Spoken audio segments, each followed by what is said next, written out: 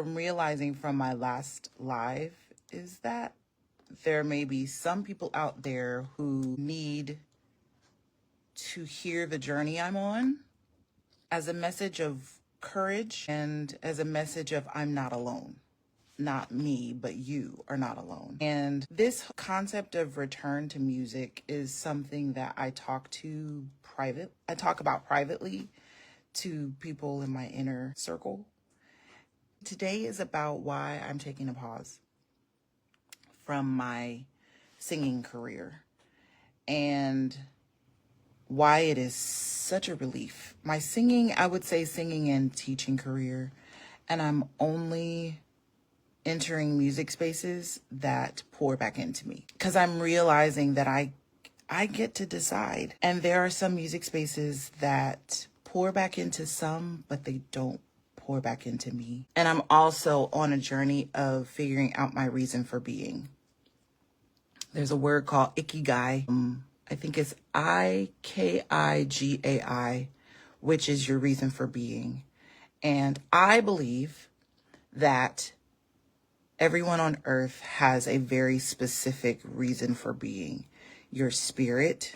I believe that we are all spirits in what I call flesh suits.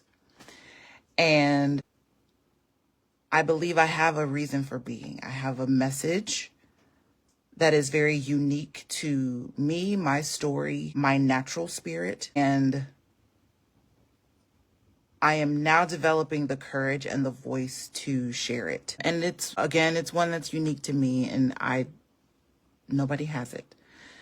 So anyway, why I'm pausing. So I am by trade. I am a trained classical music vocalist, singer, and educator.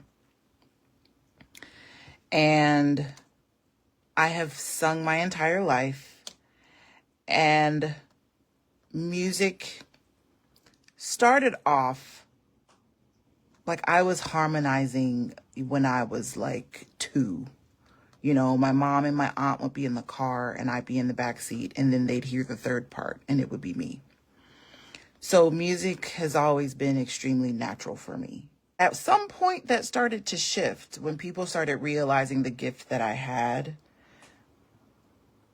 It started becoming, can you sing here? Can you sing? Can she sing? Mind you, I was too little. I sang my first solo in church when I was 4. So can she sing at this church? Can she sing? Will you sing at family worship? My family, I come from a bunch of singers. I grew up Adventist, which means we would have sundown worship Friday night, and then we would close the Sabbath Saturday night. Many of the worships, Lianna, can you sing? I can hear my grandmother saying, I'll give you $1. And after a while, it started to become a hardship. I sang at home all the time with my mom. That was the comfort of singing. And music. I would go to sleep to music. All types of music. When I was 12, I was listening to Night in Tunisia by Bobby McFerrin and Manhattan Transfer on repeat all night. I remember my mom waking up the next morning saying, I need you to turn that off. Because all night long, it'd be fladu, fladu, fladu.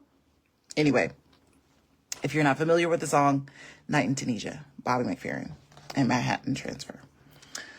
So that was my music exposure.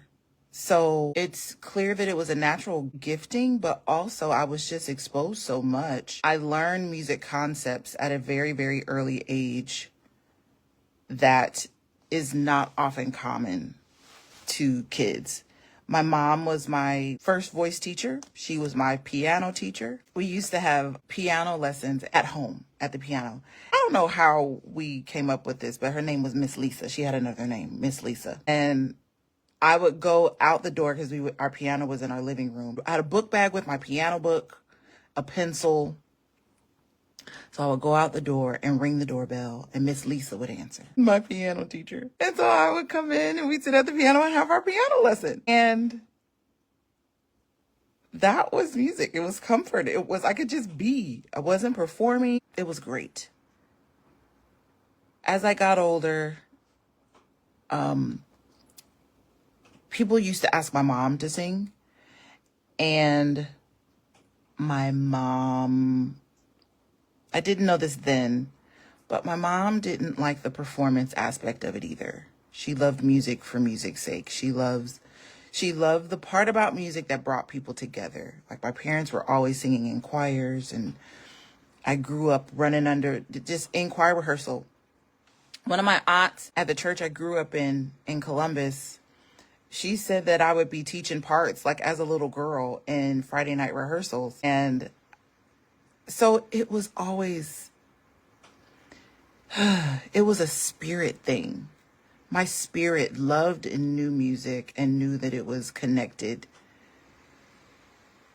to it in a different way to music. Fast forward, my performance anxiety was awful. If you asked me to sing a month before, I would be stressed out the entire month. If you asked me to sing 6 months before, I promise you, every time I thought about it, oh God, I got it 6 months, I'm stressed. But you always hear, God wants you to sing, so you got to sing, and all the things. And I'll be honest, singing itself was not a hardship for me.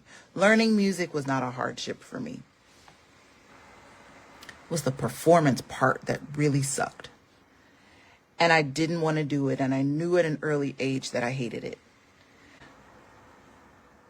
But I did it anyway. And I sang for everything. It was clear that there was something different about me, and I got treated differently for my voice.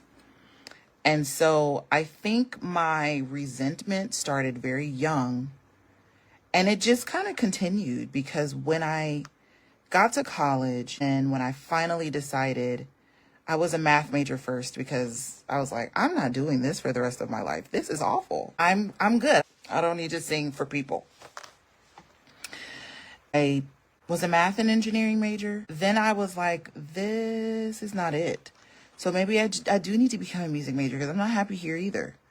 So a long story shorter, I became a music major, and yes, it was easy. Music theory was natural to me. My brain understands theory. It's fun. Exposure to classical music was an adjustment, because there was a part of me that felt like I had to remove all of the music training that I had had my entire life, and I had to put it on a shelf in order to survive classical music training. That was the beginning of a new stage of resentment. And so, because now there was an added layer. There was an added cultural layer that I had not yet had to fight. It has been hard to be a Black woman in a predominantly white classical music field. And it's because it perpetuated more of the messaging that I am only my singing voice. But the messaging was, you are just a voice. You are not necessarily a person. You are a voice that we need in this space. That's going to make this space thrive and more beautiful, and that has been a challenge for me. Why did I get all these degrees? I do believe that God called me to get the degrees, and I never really knew why, but I did them anyway. That is something I'm still dissecting. I still belong in the space, but I don't know how. I belong in classical music academia. I know that my perspective and my voice are needed in the space, but I didn't want to do it in the traditional sense. If I'm being honest, the traditional way is boring to me. I don't believe and feel like it is designed to be nurturing for the artists and the spirits that are within it. It doesn't allow enough in my mind of who they are and who they come as naturally. And unfortunately, I believe that there are many artists and educators who are coming through programs having to put themselves on a shelf to survive the spaces. And mind you, when I talk culture, I'm not just talking about race. I am also talking about gender. I'm talking about socioeconomic status. I'm referring to spiritual backgrounds. Because let's be honest, I think we're in a space now where we tiptoe around spirituality and faith, and we just don't talk about it at all. I realized at Ohio State when I got my master's degree that there were some natural perspectives and ideas that I had about our field that were definitely going to be disruptive against the status quo. Hard to accept. I started a doctoral degree at Ohio State, and then I was terminated from the program. I didn't pass my comprehensive exams. And if the program was not organized in a way that prepared me adequately, then is that a me problem? Or is that a program problem? Is that a administrative problem? But I was the one who suffered the consequence of that because I didn't pass. So I got terminated from the program. I felt so much shame.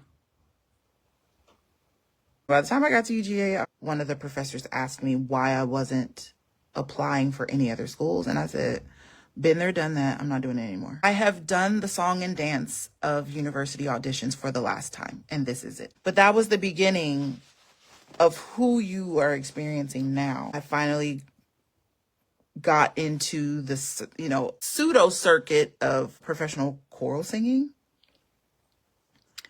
And I realized very quickly that it wasn't the space for me either. For many of the same reasons. I think some people, when you start to talk about this, it's natural to go to a place of, oh, what did I do wrong? Or how did I not support? Or what am I doing in my space? And I think we need to have these conversations because we at least need to start identifying where the gaps are. And unless we identify where the gaps are openly, we'll never even be able to scratch the surface at healing those wounds or filling those gaps. So we just kind of gallivant around as if the gaps don't exist. And that's the problem. And I think that my voice and my perspective are needed to help fill that gap. So all in all, the pause has occurred because no, I don't necessarily have anxiety and depression. I'm anxious and I'm depressed because I'm out of alignment with the spaces that I'm in currently. And they're not pouring back into me for whatever reason. So I finally realized I asked myself the question, what would happen if I closed a door? Not even opened another one. I don't have control necessarily of opening a door. I do have control of closing one though. So what happens if I close a door? I don't know, but my current mental, spiritual, emotional wellness was, in my mind, being hurt consistently and harmed because I wasn't willing to just see what happens if I close a door. So I closed it. I'm not happy here. I don't want to be here anymore. I belong in classical music. I belong in the academic institution of classical music. But I need to be in control with what the message is and how it's delivered. I don't want it to be diluted. I'm coming from a space of I said what I said. I don't want the message to be tampered with. I don't want it to be colored. And it needs to be delivered by me. I said, okay, God, now we walking on faith. So now what? But entrepreneurship for real, where I am creating, I am building. There's something I'm supposed to be building, y'all. And I'm in a building season. And doors are opening. I'm remembering so many things about myself.